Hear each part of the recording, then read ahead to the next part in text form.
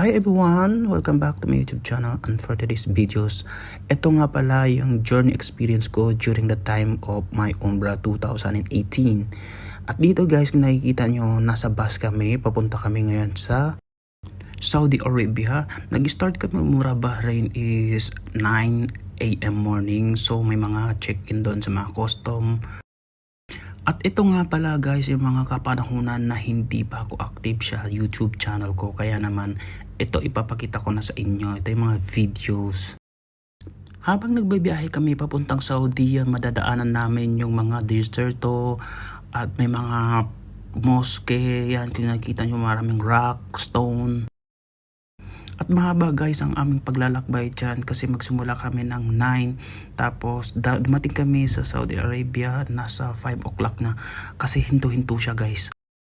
Kasi pag time na nagdasal like zuhur, so maghihinto kami, maghahanap ko ng mga masjid na kung saan na pwede kayo magdasal.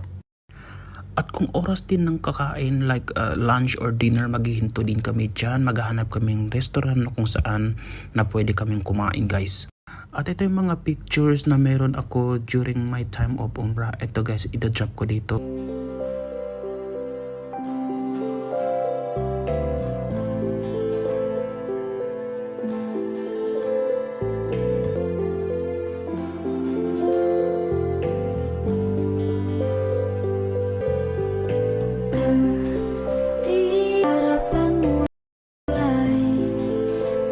At pagpasensyahan nyo na guys kung maikli lang ang aking video, sapagkat in time na yan hindi pa ako masyadong nagbibideo at nagpipicture.